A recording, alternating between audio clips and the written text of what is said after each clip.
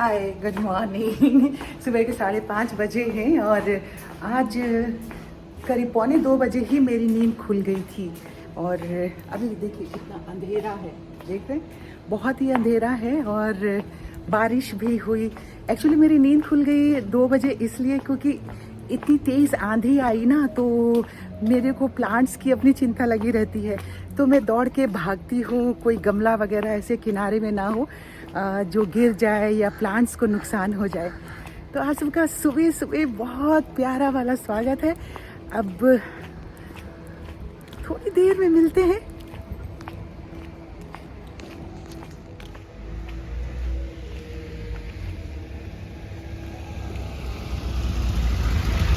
गाड़ियों का आवन जावन तो शुरू हो गया है।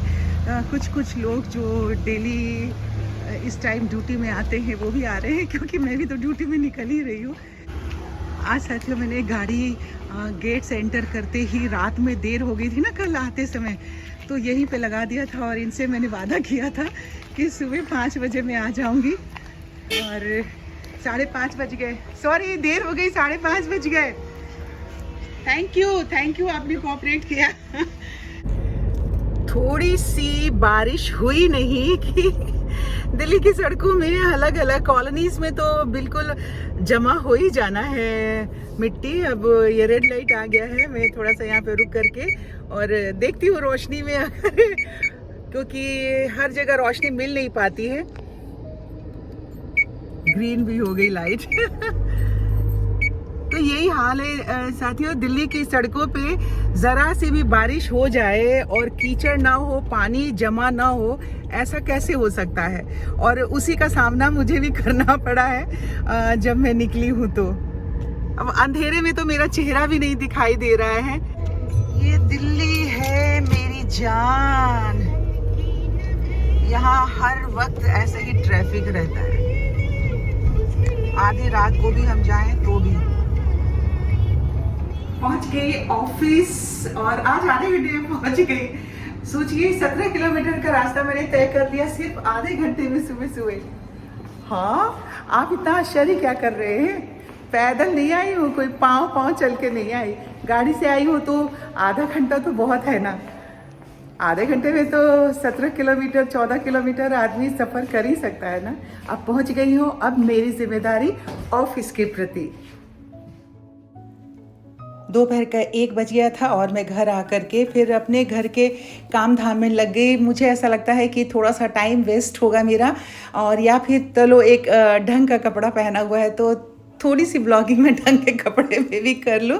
खुद से ये कपड़ा प्रेस करके रखा हुआ था, तो इसे डिवाइड करके जिसके जिसके जहाँ कमरे में थे वो निकाल के और फिर वापस रख दिया वहाँ पे ले जा करके।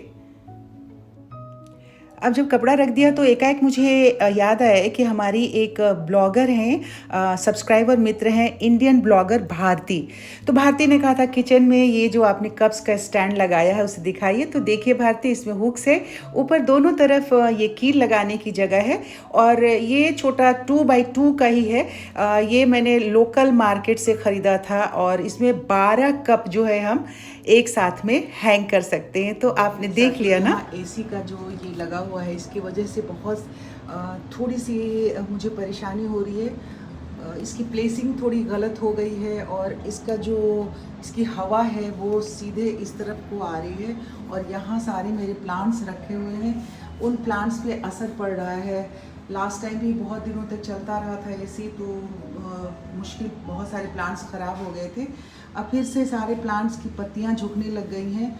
अब मुझे सारे प्लांट्स का प्लेस चेंज कराना पड़ेगा, क्योंकि अगर वो जो बॉक्स लगा होता, अगर उसका चेहरा बाहर की तरफ होता तो हवा बाहर जाती, पर वो उल्टे साइड में लग गया और इस तरफ कोई सारी गर्म हवा आती है। तो ये कभी कभी इंसान से ऐसे कोई मिस्टेक ऐसा हो जाता है जिससे बाद में हम रियलाइज़ करते हैं कि ऐसा हो गया है और उससे नुकसान उठा रहे होते हैं। बस ऐसे ही यहाँ पे भी आई थी, बैठ कर के उठ करके, मतलब अपने बेडरूम से निकल के आई थी, तो सारा दिन ऐसे ही निकल गया। कुछ देर तक बैठ के मैंने कितनी बार कहा है कि इन मछलियों को देखिए तो बहुत सारा स्ट्रेस फ्री हो जाता है मन। लेकिन यहीं पे आकर के मैं हल्की हल्की हवा चल रही थी तो ये चांद को मैं देख रही थी इतना खूबसूरत ये चाँद अभी लग रहा है ना। आप सब अपने अपने घरों में इस वक्त में बैठे हुए अगर बालकनी में बैठे होंगे या छत पे होंगे तो इस चाँद को देख रहे होंगे। और एक ही साथ में सोचिए, हम सारे मित्र जितने भी हैं सब एक साथ में चाँद को देख रहे होते हैं। कितना अच्छा लगता है ना। अपने दिल की बातें अलग अलग तरीके से हम जोड़ पाते हैं। सिचुएशन एक ही होता है पर हर इंसान के दिल के जज्बात अलग अलग होते हैं। पर जो कल मैंने एक कविता पढ़ी ना कल के ब्लॉग में, वो हमारे इतने साथियों ने पसंद किया। बहुत लोगों को बहुत उनका जो जज्बा है अंदर से, वो एक रिश्ते के लिए, ख़ास करके बेटियों के लिए निकल के आया है। और इतने सारे मेरे साथियों ने कमेंट भेजे हैं। आप सबको बहुत सारा प्यार मेरी तरफ से। और वाकई शायद हम सबको इतना इस तरह से स्ट्रॉन्ग जन्म ही मिलता है शायद, कि हम अपने आप को इस तरह से जज्ब कर पाते हैं और हर रिश्ते में अपने आप को ढाल पाते हैं। और हर एक रिश्ते में एक सबसे बड़ी चीज़ होती है, हमेशा बड़े बुजुर्ग हम ये कहते रहते हैं कि एक चुप 100 सुख। तो बहुत सारी चीज़ों में अगर हम थोड़ी देर के लिए किसी तरीके से चुप रह जाते हैं किसी भी मसले में, चाहे आप सड़क पे चल रहे हों, कहीं दफ्तर में आप बैठे हों, कहीं भी अगर एक चुप्पी लगा लेते हैं, हम ये साबित करने की कोशिश नहीं करते हैं कि हम बड़े, तो सारे जो मसला है ना वो सब हल हो जाते हैं। इसी तरीके से ज़िंदगी है। और ये जो बाहर की शांति है ना, जो आप देख रहे हैं, कितना सन्नाटा हो रहा है अभी। देख लीजिए, ये सन्नाटा आपको दिख रहा होगा बाहर। रात के 10 तो बज गए हैं और ऐसे बिल्कुल थकान सी नहीं लग रही थी। बस मैं आप सबके कमेंट्स पढ़ रही थी, आप सबके कमेंट्स का जवाब दे रही थी और मैं देख रही थी कि कितने मेरे साथी हैं इस कविता से अपने आप को आत्मसात कर रहे हैं। बहुत अच्छा लगा आप सबका प्यार पा करके। और बहुत कुछ ऐसा नहीं होता है हर रोज़। अगर हम सोचें कि हर रोज़ कुछ ना कुछ ऐसा मैटर होता है, एक आम इंसान के घर की तरह हमारा भी घर है, हमारे भी सोचने का तरीका है, हम भी नौकरी करते हैं, आते जाते हैं, तो उतनी ही चीज़ें होती हैं। और जब परिवार बहुत छोटा सा हो और सिमटा हुआ सा परिवार हो, तो उसमें बहुत सारा कुछ ऐसा करने के लिए नहीं होता है। और स्वभाववश या सिचुएशनवश ऐसा होता है कि हम बहुत ज़्यादा बाहर नहीं जा पाते हैं, मार्केटिंग नहीं कर पाते हैं, शॉप में नहीं जाते हैं, रेस्टोरेंट में खाना खाने नहीं जाते हैं, रिलेटिव्स के पास नहीं जाते हैं। और उसकी ये इन सारी वजहों के अंदर कोई एक वजह तो होती होगी। और वो एक वजह है कि सर्विस वाले जो लोग होते हैं उनके लिए समय निकाल पाना बहुत मुश्किल होता है। और वही एक बहुत बड़ा कारण होता है कि अब एक संडे मुझे मिलता है। कुछ समय पहले तक मंडे मेरा ऑफ हुआ करता था, अब संडे शिफ्ट हो गया है। तो हमेशा आप सबसे मैं कहती हूँ कि हाँ, ज़रूर आप सबके लिए मैं शॉपिंग का, बाज़ार का, मॉल घूमने जाऊँगी और बड़े बड़े शहरों में घूमने जाऊँगी। तो वो सारे वीडियोस आपके लिए बनाऊँगी। हाँ, बस ये एक अब सिर्फ कोरी कल्पना बन के ना रह जाए, क्योंकि रिटायरमेंट का समय नज़दीक आ रहा है। जब रिटायर हो जाऊँगी तो हो सकता है कि थोड़ा फ्रीली मुझे घूमने का, अपने रिलेटिव्स के पास जाने का मौका मिले।